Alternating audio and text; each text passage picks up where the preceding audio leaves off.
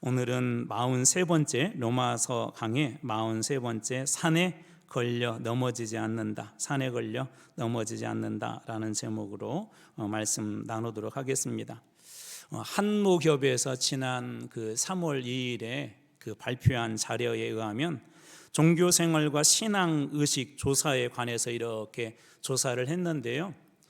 특이한 것은 우리 한국교회 전체적으로 숫자가 줄어들고, 여기서 교인이라고 할 때는 우리 소위 가나안 성도들을 포함해서 우리 교인으로 이렇게 잡았는데, 이 가나안 성도들의 비율이 끊임없이 이렇게 증가하고 있다는 것입니다. 그러니까 교회에 나오는 분들은 좀 줄어들고 가나안 성도는 증가하고, 두 개를 합쳐도 전체적인 숫자는 점차적으로 이 한국 교인이 이렇게 줄어들고 있다, 교회가 감소하고 있다라는 그런 자료를 내놓았습니다.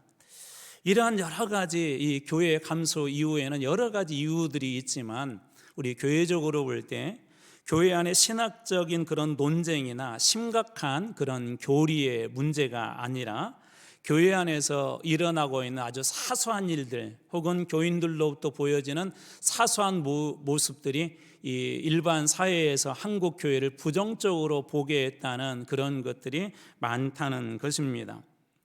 예를 들어서 유명한 그런 식당이 있는데, 그 식당에 이렇게 가서 음식을 먹으러 갔어요. 너무나도 음식이 맛있어가지고. 그런데 그날 이 식당 종업원이 되게 불친절하게 하나 이 반찬을 부탁을 해도 퉁명스럽게, 또 부탁을 해도 또 가져다 주지도 않고 계속 그러는 것입니다. 음식은 최고로 맛있는데. 그러면 어떻게 될까요? 음식이 맛있어도, 아무리 그 집에 음식을 먹으러 갔고 맛있어도 사람들은 자연스럽게 그 음식점으로부터 멀어지게 되어 있습니다. 제가 오래전에 제가 있었던 곳에, 그곳에 순댓국집이 정말 맛있는 집이 있었어요. 그래서 이제 중국에서 있을 때 잠깐 나와서 그것이 먹고 싶어가지고 일부러 찾아 이렇게 갔습니다. 그런데 다시는 그곳을 안 갔어요. 왜 그러냐면 음식의 맛이 바뀐 건 아닌데요, 우리 한국 사람들은 뭐 때문에 살죠? 정 때문에 사는데, 보통 이제 가면 반찬도 잘 주고 그 집에 깍두기가 되게 맛있거든요. 너무 맛있어서 그런지 손님들이 많이 드신가 봐요, 깍두기를. 그래가지고 그때는 갔는데 뭐라고 써있냐면 깍두기 추가는 2,000원. 여러분도 놀라시죠?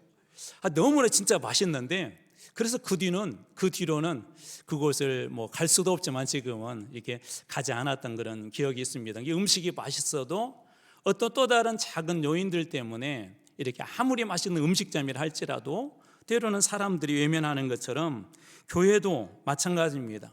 교회가 아무리 가르침이 옳고 또 예배가 은혜로워도 때로는 어떤 작은 일들이 일반 사람들로부터, 혹은 교회 안에 있는 사람들로부터 교회를 외면하게 하고 멀어지게 할 수도 있다는 것입니다.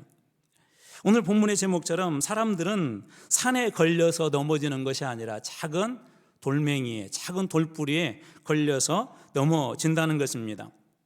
우리 지난주에 나눴던 것처럼 본질적인 그런 문제, 비본질적인 문제, 이 두 가지를 놓고 볼 때 교회 안에 대부분의 문제는 본질적인 문제보다는 비본질적인 문제 때문에 많은 다툼들이 있다고 그랬죠. 교회가 추구해야 될 가장 본질적인 것들은 놓아버리고 비본질적인 것에 이렇게 싸우고 다투다 보면 어느 순간에 교회가 가져야 될 중요한 것들은 놓아버리고 이 비본질적인 것 때문에 신앙을 포기하기도 합니다. 바로 오늘 본문에서 이야기하는 이 작은 돌뿌리가 바로 그 비본질적인 것에 관한 것인데, 지난주 말씀과 이어서 오늘 말씀을 보면 좋을 것 같습니다. 첫 번째로 주신 은혜는 작은 돌도 주의해야 한다는 거예요. 작은 돌도. 오늘 말씀의 13절입니다. 그런즉 우리가 다시는 서로 비판하지 말고 도리어 부딪힐 것이나 거칠 것에 형제 앞에 두지 아니하도록 주의하라. 그런즉이라는 말은 1절에서 12절까지의 내용입니다. 1절에서 12절까지 각자의 믿음의 그 수준이 있다고 그랬죠. 연약한 사람들의 믿음의 수준이 있고, 소위 믿음이 좋은 사람들, 이게 믿음이 좋은 사람이 그 수준이 있다고, 조금 다르다고 그랬어요. 그것을 우리는 인정해야 된다는 이야기를 나눴습니다. 각자 믿음대로 하나님 앞에 우리는 서게 될 것이고, 또 그 믿음대로 사람들은 대부분 살아갑니다. 그런데 오늘 본문의 말씀은 그래서 그렇기 때문에 서로 비판하지 말아라. 믿음이 연약한 사람은 왜 저 사람은 저렇게 하냐라고 비판하지 말고, 믿음이 좋은 사람, 믿음이 연약한 사람을 향하여서 왜 저렇게 하냐라고 비판하지 말라고 합니다. 대신 도리어 부딪힐 거나 거칠 것을 형제 앞에 두어서 형제로 하여금 작은 돌을 놓아서 넘어지게 하지 말아라라고 그것에 대해서 주의하라. 그럴 수 있다는 것이죠. 형제들에게 거친 돌, 부딪히는 돌을 이렇게 놓아서 형제로 하여금 넘어지거나 시험에 빠지게 하거나 그렇게 할 수 있다는 것입니다. 비판하지 말라고 하는 이유는 여러 가지가 있겠지만 첫 번째로 인간의 기준은 완벽하지가 않습니다. 인간의 기준은 우리 대개 어떻게 생각을 해요? 자기중심적으로 생각을 하죠. 한 사람을 놓고도 생각하는 그 생각이 다르더라고요. 어떤 사람은 그 사람 좋다고 얘기하고 어떤 사람은 그 사람 안 좋다고 얘기를 해요. 도대체 기준이 뭐죠? 모든 사람들이 그 기준이 어떤 정해져 있는 것이 아니라 보편적인 기준이 있지만 대개는 나에게 잘해주면 좋다고 생각합니다. 또 나에게 못해주면 안 좋다고 생각을 합니다. 무슨 얘기예요? 인간의 기준은 완벽하지 않다는 거예요. 올바르지 않다는 것입니다. 또 하나 이러한 비판들은 형제를 넘어지게 한다. 성도를 넘어지게 할 수가 있대요. 우리 지난주에 음식에 관한, 오늘 또 이제 그 이야기를 몇 번 예를 들을 터인데 음식에 관한 그런 얘기를 했었어요. 어떤 사람은 우상의 제물에게 들어온 거 믿음이 좋은 사람은 아무런 문제가 안 돼요. 근데 믿음이 연약한 사람은 우상의 제물을 먹을 때 두렵겠죠. 나 이거 먹으면 안 되는데, 이거 우상한테 절한 건데. 근데 믿음이 좀 있는 사람들은 야 그거 무슨 생각, 그거 아무것도 그 소용없는 거야 라고 먹을 수 있죠. 그럴 때 그거에 대해서 우리가 자꾸 비판하면 너 믿음이 없어서 그래. 야, 믿음이 없어가지고는 야, 우상의 제물 아무것도 안 했는데 그렇게 하면 그 형제로 하여금 시험에 들게 하고 넘어질 수 있게 있다는 것이죠. 16세기 이전만 하더라도 이 커피를 악마의 음료다라고 그렇게 얘기했대요. 그때 당시에는 이 커피를 이슬람권의 사람들이 이렇게 즐겨 마셨고 중세 유럽 사람들은 그 맥주가 이렇게 오히려 많이 먹는 기호 식품이었답니다. 커피보다는. 그런데 이 커피가 유럽에도 점차적으로 이렇게 들어오게 되면서 어떤 현상이 일어나냐면 맥주가 자연스럽게 소비가 덜 됐겠죠. 맥주가. 그러다 보니까 이 커피를 유통하는 사람들, 커피 장사하는 사람들에게는 손해가 좀 막심해졌어요. 그래서 그때 당시에 카톨릭이 힘 있는 사람들한테 압력을 넣거나 로비를 하여서 이 커피를 악마의 음료, 이방인들 특별히 모슬렘 사람들이 마시는 거니까 그건 마시면 안 됩니다라고 막 계속 그렇게 얘기를 했어요. 그러던 중에 클레멘스 8세라고 하는 그 교황이 있는데 이 교황에게 이제 그런 얘기가 들어가니까 그래 그러면 내가 한번 마셔보고 한번 판단을 해보겠다고 마셨는데 이게 너무나 맛있는 거예요. 그래서 이런 얘기를 했답니다. 왜 이 악마의 음료는 커피를 얘기하는 것입니다. 이교도만 마시라고 하기에는 안타까울 정도로 맛있을까? 악마의 음료라고 사람들이 그러셨는데 이 커피를 마셔보니까 너무 맛있더래요. 그래서 이분이 이렇게 얘기했답니다. 우리가 그것을 세례 주어 악마의 음료에게 세례를 주어서 진정한 기독교의 음료를 만들어 악마를 놀려주자. 커피에 이런 이야기했다는 거 여러분 상상해 가세요.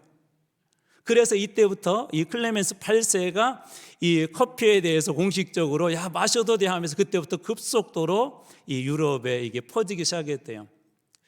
뭐 요즘은 이게 아침에 집에서 이렇게 커피를 마시는 분들이 있지만 밖에서 우리나라는 지금도 뭐 활성화는 많이 됐지만 우리나라 밖에서 아침 커피를 주로 마시지는 않죠. 주로 유럽 같은 경우는 아침에 이렇게 커피를 파는 곳들이 많이 발달되어 있습니다. 그래서 간단하게 뭐 샌드위치라든지 그 식사를 하면서 커피를 마시죠. 유럽의 문화는 그렇기 때문에 어떻게 보면 저녁 커피보다는 아침 커피에 이렇게 많이 초점이 맞춰져 있어요. 우리나라는 주로 이제 점심때나 저녁때에 좀 많이 맞춰져 있는데 유럽의 문화하고는 그런 차이들이 있습니다. 자, 이 둘 중에 누가 옳은 걸까요? 옳고 그름의 문제가 아니라고 그랬죠. 이건 다른 문제라고 그랬어요. 문화의 차이고 유럽의 문화에서는 아침에 그것이 일종의 식사와 함께 곁들여서 먹는 우리 한국 사람들이 밥을 먹고 누룽지를 자연스럽게 예전에 먹었던 것처럼 자연스러운 문화였기 때문에 아침에 커피 문화가 훨씬 더 이렇게 발달했던 것이죠. 이건 다름의 문제입니다. 자, 커피는 악마의 음료니 마시지 말라고 하는 그때 당시에 그 기준은 그게 진리의 문제는 아니었기 때문에 그것을 가지고 너 아예 악마의 음료인데 마셔라고 사람들에게 그렇게 비판할 수는 없다는 것입니다. 그것이 오히려 믿음이 연약한 사람들은 넘어지게 할 수도 있다는 것이죠. 또한 오늘 본문의 말씀에서는 부딪힐 것, 거칠 것이라고 그렇게 이야기하는데 어떤 사람에게는 부딪히거나 거칠 것이 되지 않지만 어떤 사람들에게는 걸림돌이 된다는 거예요. 믿음이 좋은 사람들에게는 그 악마의 음료가 아무런 문제가 되지 않지만 그렇지 않은 사람들에게는 악마의 음료라는 그런 얘기가 있고 이 교도들이 마시는 이 커피 음료인데 자꾸 그러는 거예요. 믿음이 좋은 사람이 믿음이 약한 사람한테 야, 그거 악마의 음료 아니야. 교황이 먹으라고 했어. 그래도 괜찮다고 그랬어. 그런데 믿음이 연약한 사람 입장에서는 그게 부담스럽죠. 본인은 그것을 악마의 음료로 알고 있기 때문에. 믿음이 좋은 사람에게는 이 커피를 마시는 것이 자유지만 믿음이 좋은 사람에게는 우상의 제물을 먹는 게 뭐 큰 거기에 어떤 거리끼는 것이 없지만 믿음이 연약한 사람에게는 그것이 어떻게 보면 큰 시험거리고 고민거리입니다. 그래서 오늘 뭐라고 이야기하냐면 우리들에게 고린도전서 8장 9절에 자 그런즉 너희의 자유가 믿음이 약한 자들에게 너희의 자유라는 것은 앞에 설명드린 것처럼 소위 믿음이 좋다고 하는 사람들은 우상의 저물이나 악마의 커피가 아무런 문제가 안 돼요. 자유 그 사람들에게는 이건 별 문제가 안 돼요. 그들의 자유가 믿음이 약한 자들에게 걸려 넘어지게 하는 것이 되지 않도록 조심하라. 믿음이 연약한 사람들에게는 걸려 넘어지게 할 수 있다는 거예요. 자유라고 함부로 하면 안 된다는 것이죠. 이렇게 한번 상상해 보면 쉬울 것 같아요. 우리 어린아이들 이렇게 같이 집에서 살고 있는데 어른들이 예를 들어서 뭐 교인들 말고 일반 세상 사람들이 집에서 이렇게 술 한잔 하실 수 있죠. 그렇죠? 많이 드실 수도 있고 막. 근데 보통 막 아이들 곁에 두고는 그렇게 하지는 않죠. 많이 드시고 막 그렇게 하지는 않아요. 그러는 것처럼 믿음이 연약한 자들에게 내가 자유가 있다 할지라도 그것이 그들을 넘어뜨리지 않도록 내가 가지고 있는 자유도 잘 써야 된다는 거예요. 교회에서 우리가 어떤 말이든지 할 수가 있죠. 교회에서 어떤 행동들은 아무런 문제가 되지는 않지만 그러나 어떤 사람들에게는 이것이 걸려 넘어지게 하는 걸림돌이 될 수가 있다는 겁니다. 그래서 이 자유보다 더 중요한 것이 오늘 본문에 있다고 하는데요. 15절 말씀입니다. 만일 음식으로 말미암아 이제 우상의 재물을 여러분 생각하시면 돼요. 음식으로 말미암아 내 형제가 근심하게 되면 만약 그 음식 때문에 우상의 재물 때문에 믿음이 좋아요. 내가 그걸 이렇게 먹었어요. 근데 믿음이 약한 사람이 보고 세상에 목사님이 저걸 먹네? 라고 생각하게 되면 근심하게 돼요. 목사님 저거 먹으면 안 되는데. 자, 내 형제가 근심하게 되면 그 다음 말씀이 이렇게 이어집니다. 자유보다 더 중요한 것이 있대요. 이는 내가 사랑으로 행하지 아니함이라. 자유보다 더 중요한 게 뭐죠?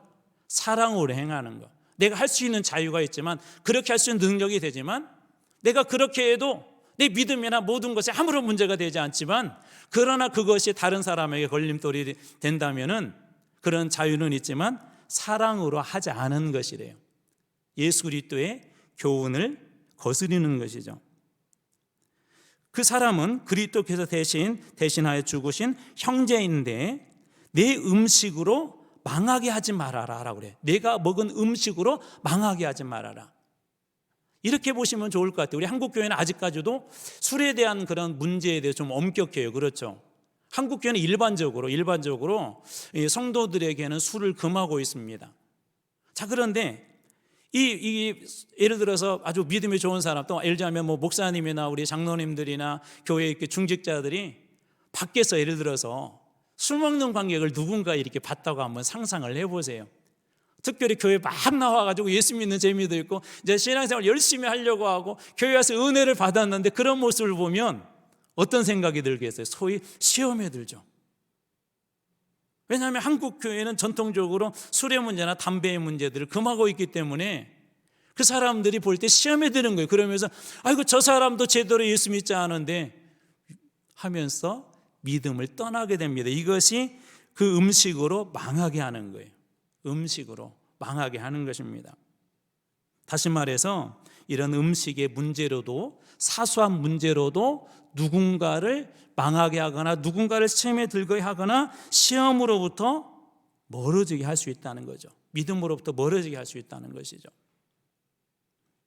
앞에 설명드렸던 것처럼 믿음이 좋은 사람들에게 문제가 안 돼요. 그래서 예를 들어서 그럴 때 저 사람은 이래서 나빠라고 계속해서 그렇게 얘기해서는 안 된다는 거예요. 그 사람의 믿음의 수준이 그렇기 때문에. 자, 그렇다면 두 번째로 이 작은 돌이 우리를 넘어뜨리게 할 수 있다면 두 번째로 중요한 건 뭘까요? 그것은 중심을 어디에다 두냐는 거예요. 자, 우리가 자유보다 중요한 게 사랑이라고 그랬어요. 내가 그렇게 할 수 있는 자유가 있지만 저 사람이 넘어지도록 하지 않기 위해서 내가 그 음식을 멀리하는 거, 사랑이 더 중요하다고 그랬죠. 그래서 두 번째로 중요한 것이 세상의 기준이 아니라 하나님께 중심을 두는 거. 이 정도면 괜찮겠지가 아니라 이 정도면 괜찮겠지. 혹은 이렇게 하는 것이 우리나라를 이렇게 하는 거야, 우리 가정을 이렇게 하는, 교회를 이렇게 하는 거야. 그런 기준을 나만의 기준이 아니라 하나님께 중심을 두자는 것입니다. 예를 들어서 열왕기상 11장 4절입니다. 솔로몬의 나이가 많을 때 그의 여인들이, 솔로몬의 왕비들이 그의 마음을 돌려, 솔로몬의 마음을 돌려 다른 신을 따르게 하였으므로 왕의 마음이 그의 아버지 다윗의 마음과 같지 아니하여 그의 하나님 여호와 앞에 온전하지 못하였으니. 여기에 몇 가지 중요한 그런 문장들이 등장한. 첫 번째로는 솔로몬이 나이가 많았다는 겁니다. 이건 육체적으로 나이가 많았다는 이야기도 되고, 나이가 많았다는 것은 어떤 의미가 되냐면 그의 지력, 지혜, 그런 것들이 많이 떨어져 있다는 거예요. 우리말로 바꿔볼게요. 영적 감각이 그가 많이 떨어져 있다는 것입니다. 그가 나이가 많을 때 그의 여인들이 그의 마음을 돌렸다. 이 여인들은 누구죠? 이방 여인들입니다. 이방의 여인들이 이 솔로몬이 그때 당시에 나라가 엄청 커졌잖아요. 그래서 소위 정략 결혼을 해요. 그 나라의 공주를 데려다가 결혼하게 되면 그 나라가 함부로 솔로몬의 나라를 쳐들어오지 못하겠죠. 그런데 문제는 그 여인들만 오는 것이 아니라 그 나라의 종교, 우상이 같이 따라왔습니다. 이 여인들이 우상 숭배를 하는 거예요. 이게 어떻게 보면 나라를 강하게 하기 위해서, 나라로 하여금 전쟁이 없도록 하기 위해서 나름대로 지혜를 쓴 거예요. 선한 행동을 한 것이죠. 근데 문제는 뭐예요? 갈수록 그의 영적 감각은 떨어지고 그 여인들이 오히려 솔로몬의 마음을 돌려서 우상을 섬기게 하고, 그 왕의 마음이 예전에 그 다윗의 마음과 같지 아니하였고 하나님 앞에 온전하지 못한 그런 결과로 이렇게 이어집니다. 솔로몬의 행동이 국가적인 위기까지 이어지죠. 자, 그의 이 시작은 어떻게 보면 선한 의도에서 시작을 해서 우리 나라를 평화롭게 하자. 그래서 오늘 본문의 말씀에도 이런 얘기를 합니다. 14장 16절에 그러므로 너희의 선한 것이, 너희의 선한 의도가 비방을 받지 않게 하라. 아무리 좋은 의도로 한 행동이라도 다른 사람에게 오해를 사거나 선한 의도가 반드시 하나님의 뜻과 일치하지 않는다는 거예요. 아무리 바른 뜻, 아무리 선한 의도, 내가 교회를 이렇게 하려고 했습니다. 예를 들어서 예전에 어떤 이단의 목사님이 미국에 가면 유명하게 도박하는 도시가 있죠. 혹시 아세요? 아시는 분들은 조금 수상한데 라스베가스라고 했잖아요. MBC의 어떤 그 프로그램에서 그 분에 대해서 이렇게 좀 안 좋은 일을 많이 했어요. 그래가지고 하던 중에 그 내용 중에 그런 내용이 하나 나왔어요. 거기서 걸렸네요. 도박을 하다가. 그리고 세상에 목사님이, 다시 말씀드릴게요. 이단 목사님이세요. 목사님이 뭐 이런 데서 이걸 하세요. 이게 옳은 건가 했더니 이분이 이렇게 얘기했어요. 여기서 손 따가지고 교회 더 크게 건축하려고요. 여러분 생각해도 우습죠. 말로만 생각하면 선한 의도죠. 말로만 좋게만 생각하면 많이 거기에서 돈 벌어서 교회를 더 좋게 건축하겠다? 그러나 그것이 아무리 본인이 생각할 때 선한 의도라고 하더라도 그것은 비난받고 비방받을 수밖에 없는 것입니다. 자, 우상의 고기 먹어도 좋으나 믿음이 연약한 사람들에게는 어떻다고요? 그게 시험이 될 수가 있단 말이에요. 말씀드린 것처럼 우리 술이나 담배의 문제는 구원의 문제는 아니에요. 그것을 마셨다고 해서 구원받느냐, 담배를 피웠다고 해서 구원 못 받느냐 받느냐의 문제는 분명히 아님에도 불구하고 우리 소위 믿음이 있다고, 소위 직분을 가졌다고 하는 사람들이 이 길거리에서나 공공의 장소에서 그런 것을 보여주게 되면 믿지 않는 사람들이나 믿음이 연약한 사람들에게는 이게 걸려 넘어지겠죠.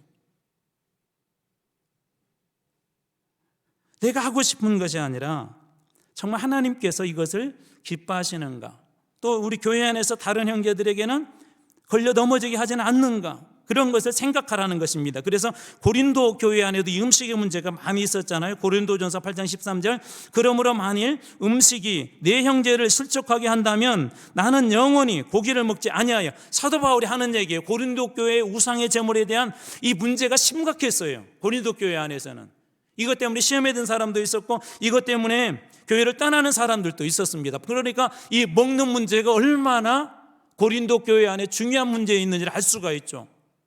우리 이렇게 이야기할 수가 있어요. 먹는 문제가 뭐 그게 우리 구원하고 무슨 관계가 있다라고 그렇게 이야기할 수는 있지만 고린도 교회 안에 이 먹는 문제 때문에 심지어 형제를 실족하게 하는 그런 일들이 있었습니다.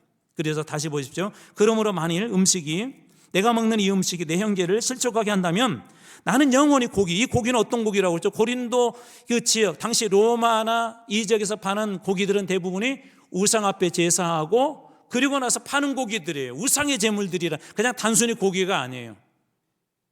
우상 앞에 드려지는 그런 고기를 먹지 아니하여. 바울은 무슨 얘기냐면 먹어도 상관없다는 거예요. 우리가 이미 다 자유한 자이기 때문에 문제 안 된다는 거예요. 술 마셔도 문제 안 되고 담배 피워도 문제도 안 되는데, 그러나 만약에 그것이 내 형제를 실족하게 한다면, 내가 먹는 음식이 형제를 실족하게 한다면 나는 영원히 그것을 먹지 않겠다. 먹어도 상관없지만 먹지 않겠다. 왜요? 형제를 실족하여 넘어질 수 있기 때문에, 그렇게 할 수 있기 때문에. 그게 뭐죠? 자유하지만 자유보다 더 중요한 게 뭐라고 그러죠? 사랑이라고 그러죠. 사랑. 내 형제를 실족하지 않게 할 것이다. 이건 오늘 우리들에게 어떤 의미를 주는 것이죠? 우리가 교회 안에 어떤 지위나 일정한 자리에서 우리가 할 수 있는 것들이 있어요. 교회는 다양한 의견들이 있을 수도 있고 또 교회에서 여러 가지 이야기들을 할 수 있는 교회입니다. 그럼에도 불구하고 오늘 이 말씀을 생각한다면 어떤 것들은 때로는 안 하는 게 유익합니다. 어떤 행동은 때로는 접는 게 유익합니다.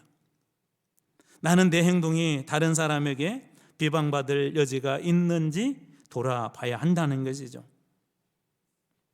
이러한 작은 틈들, 음식의 문제는 어떻게 보면 우리 일상의 문제인데 이 문제 때문에 실족하고 넘어지는 사람들이 있다는 거예요.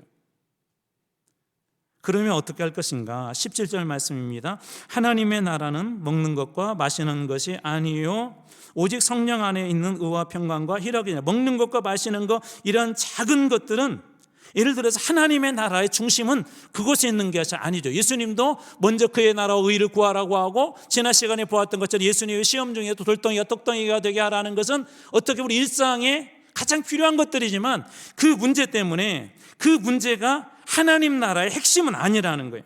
먹고 마시는 문제 때문에 그것으로 하나님의 나라를 망쳐서는 안 된다는 것입니다. 비본질적인 문제 때문에 하나님의 나라를 망쳐서는 안 된다는 거예요. 교회가 무엇인지, 성도가 어떤 존재인지, 너가 한 사람의 그리스도에서 어떤 존재인지, 그런 부분들을 깊이 고민하고 비본질적인 그런 문제 때문에 하나님 나라를 세워가는 그 일에 방해되지 않아야 한다는 것입니다. 대신 먹는 것과 마시는 것이 아니라 오직 성령 안에서 의와 평강과 희락이라. 하나님의 나라는 먹고 마시는 돈의 문제, 그런 게 아니라는 것이죠. 가룟 유다가 왜 무너졌죠? 그가 예수님을 열심히 아마 그도 따라다니면서 충성하던 때가 있었을 거예요. 가룟 유다 역시도 예수님의 말씀에 정말 귀 기울이던 그런 때가 있었을 거예요. 가룟 유다도 정말 뜨거웠던 그런 때가 있었을 거예요. 그런데 어느 순간 그의 중심이 하나님 나라가 아니라 복음이 아니라 예수 그리스도가 아니라 그의 중심이 돈으로 바뀌어갑니다.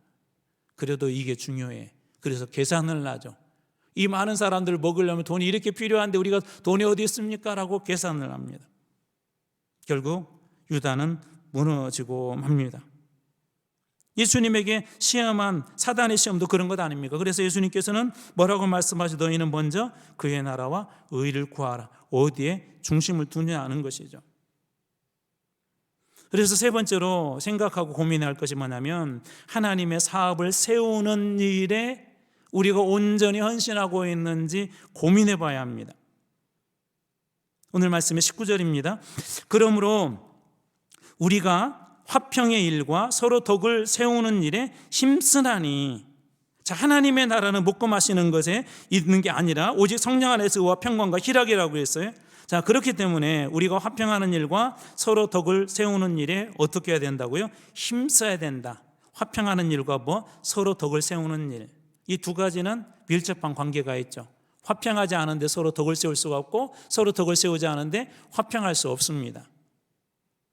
비판 대신 무엇을 하라는 것이죠? 음식 문제 때문에 야, 너 믿음이 왜 그러냐라고 그렇게 말하기 전에 더 중요한 게 뭐냐면 화평하는 일과 서로 덕을 세우는 것, 이것이 하나님의 사업을 세우는 거래요. 하나님의 교회를 세우는 것이다, 그렇게 이야기합니다. 대표적으로 이런 일을 잘했던 사람이 우리 위로자 바나바죠. 바나바. 사울과 교회를 화평하게 했던 사람. 사울은 어떤 사람이었어? 교회를 핍박하였었고 그 핍박 때문에 그가 진정한 회심을 했음에도 불구하고 교회에서 인정을 받지 못했죠. 그런데 그 가운데 잘 연합할 수 있도록, 만약 그때 당시에 바나바 같은 사람이 없었다면 이 사울이 교회와 연합하는 일들이 아주 어려웠을 것 같아요.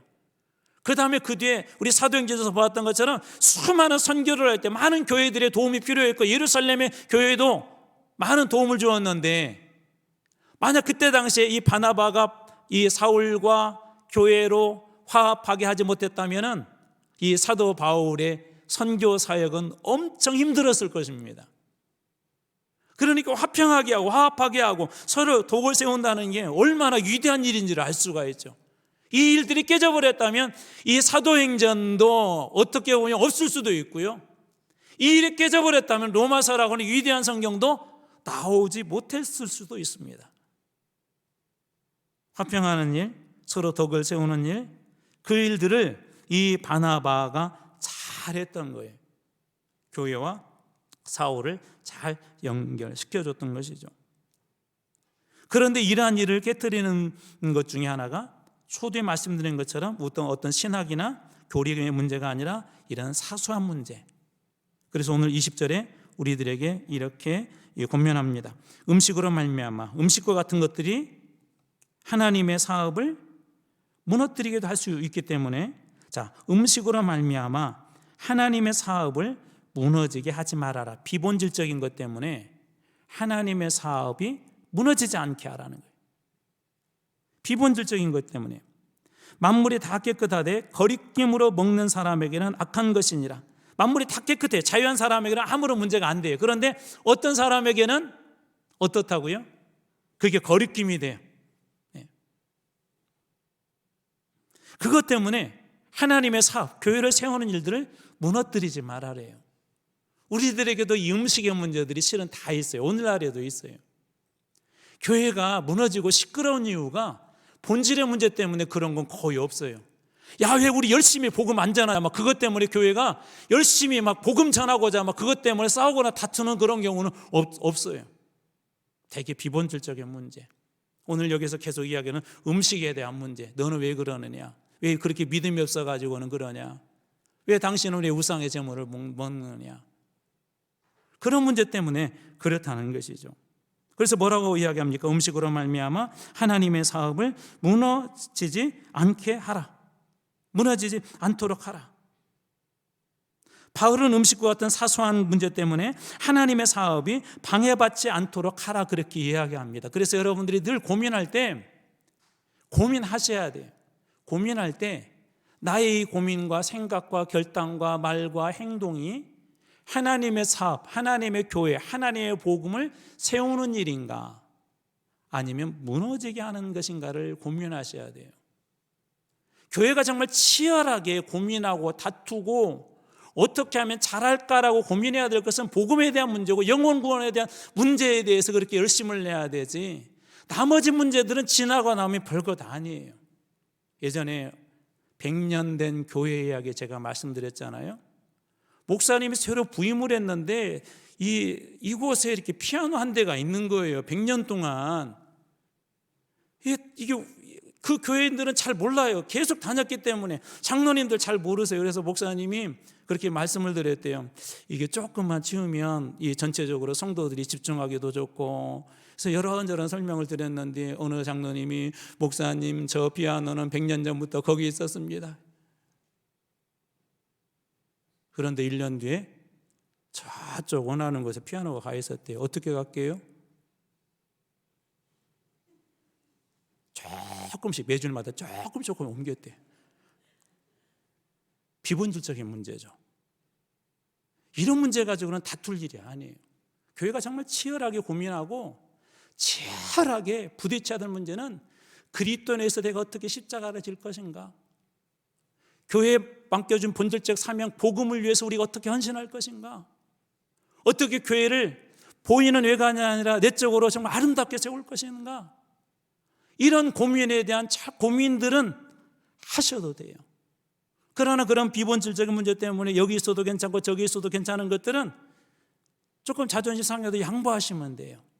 양보하시면 돼요. 음식으로 말미암아 하나님의 사업을 무너지게 하지 말라는 의미가 바로 그런 의미가 있습니다. 그리고 더 놀라운 것은 형제에게 걸림돌이 되지 않는 것은 이런 것이다라고 말씀하세요. 21절. 자, 고기도 먹지 아니하고 포도주도 마시지 않을까. 우상에 드려진 제물들이에요. 나는 믿음이 있기 때문에 문제가 안 돼요. 그러나 믿음이 없는 연약한 사람들을 위해서 자유하지만 이 교회를 사랑하고 교회를 세우기 위해서 고기도 먹지 아니하고 포도주도 마시지 않고, 그 사람들이 걸려 넘어질 수 있기 때문에 무엇이든지 내 형제끼리 거리끼게 하는 일을 아니함이 어떻게 된다고요? 아름다우니라. 그 형제에게 걸림돌이 되고 그 형제가 넘어지지 않도록, 그래 내가 고기 안 먹으면 되지, 우상에게 드려진 포도주 안 마시면 되지, 그 모습을 주님은 뭐라고 그래요? 아름답다라고 그렇게 이야기합니다. 그래서 교회를 세우는 일, 하나님의 사업을 세우는 일에는 희생이 필요해요. 희생이. 어떤 희생이죠? 때로는 내 생각과 내 주장과 내가 가지고 있는 것들을 내려놓아야 될 때가 있어요. 그것이 교회를 유익하게 하고 믿음이 연약한 사람들을 오히려 세우는 일이라면, 포도주를 마시지 않고 고기도 먹지 아니할 때 그때 주님 뭐라고 말씀하시냐면 아름답다라고 그렇게 이야기합니다. 그러니까 여러분 14장에서 이야기하는 것은 그거예요. 본질에 대해서는 절대로 놓지 말아야 되고 비본질의 문제에 대해서는 양보하고 서로 세우고 교회를 어떻게 아름답게 세워나갈 것인가를 철저하게 고민하시라는 거예요. 이게 본질의 문제인지 비본질의 문제인지, 교회를 아름답게 세우는 문제인지 아니면 그냥 일반적인 문제인지. 세계 명작들을 보면 천둥 같은 선문장들이 있죠. 이 문장은 어디서 나왔는지 한번 맞춰보시기 바랍니다. 그는 멕시코 만류에서 조각배를 타고 홀로 고기잡이하는 노인이었다. 흥이에요? 네, 해밍웨이의 뭐죠? 네, 노인과 바다. 그는 멕시코 만류에서 조각배를 타고 홀로 고기잡이하는 노인이었다. 자, 여기서 퀴즈. 상품은 없어요. 마치면 주님께서 줄지 모르겠어요. 해밍웨이가 이 첫 문장을 쓰기 위해서 얼마나 몇 번이나 이 첫 문장을 고쳤을까요? 어차피 틀려요. 얘기해 보세요. 전번요? 전번을 불러도 그것 때문에 전번인가요? 네, 우리 권사님은 참 은혜로우시네요. 제가 정답을 말씀드리기 200번 이상을 고쳤었대요. 소설책의 첫 문장 하나를 쓰는데 200번 이상을 고민했대요. 또 김훈이라고 하는 우리나라 유명한 작가 있죠. 칼의 노래. 벌써 나와버렸네. 버려진 섬마다 꽃이 피었다. 저는 이 첫 문장을 읽으면서 여러분 이게 이순신 장군하고 연관된 소설이란 거 아시죠? 버려진 섬이 무엇일까? 왜 버려진 섬인데 꽃이 피었다고 했을까? 제가 어느 책을 읽다가 원래는 꽃은 피었다라고 김훈 작가가 그렇게 썼대. 제일 처음에는. 저것도 몇 번 고민하고 고민해서 나온 문장인데 꽃은 피었다를 마지막 순간에 꽃이 피었다고 바꾼 게 이게 신의 한 수랍니다. 자, 소설 같은 걸 하나 쓰는데도 첫 문장, 시인들은 그 시에 맞는 한 단어를 찾기 위해서요 고민하고 또 고민합니다. 그래서 나온 황금 같은 그런 단어 하나가 그 속에 쏙 들어갈 때 그 시가 빛나는 거예요. 그 소설이 팍 살아나는 거예요. 여러분, 세상 사람들도 하나의 소설을 쓰고 하나의 시를 하나 쓰는데도 고민해서 거기에 맞는 문장 하나를 거기에 쏙 집어넣고 거기에 맞는 단어 하나를 쏙 집어넣어서 시를 살아나게 하고 소설을 살아나게 하지 않습니까? 저는 오늘날 우리 교회 안에도 이런 고민이 있어야 한다고 생각합니다. 목사로서, 장로로서, 권사로서, 안수집사로서, 집사로서, 성도로서, 한마음교회 교인으로서 내 인생의 첫 문장을 어떻게 만들어갈까? 지금 필요한 단어가 무엇일까? 그 속에 쏙 그 단어가 들어가서 그 단어대로 내 삶을 살아나게 될 때 저는 그 삶이 우리 찬송가 가사처럼 주님께서 보실 때 이 땅에서 해같이 빛나는 그런 삶이 될 줄로 믿습니다. 전 여러분들에게 이 14장 성경 말씀 우리 로마서를 읽으면서 이런 은혜들이 좀 안에서 많이 고민되어졌으면 좋겠어요. 묵상하고 또 묵상하고 고민하여서 하나님 앞에 소설의 모든 것들을 그곳에서 이끌어가는 소설 첫 마디가 기관차처럼 이끌어가는 것처럼 내 인생에 하나님 앞에 하나님 나라를 세우는 일에 온전히 쓰임받을 때 그 단어가 하나가 들어오고 그 단어대로 살아내고 성도를 세우고 교회를 살리고 자유하지만 오히려 사랑으로 때로는 양보하고 잘 세워나갈 때 하나님의 나라가 온전히 세워지는 그런 우리 교회가 되고 여러분 될 줄로 믿습니다. 여러분 인생에도 이 첫 문장 한 단어 하나님께서 주시고 그 단어 속에 살아갈 때 하나님 나라를 세우는 그 일에 귀하게 쓰임받는 여러분들 다 될 줄로 믿습니다. 기도하겠습니다.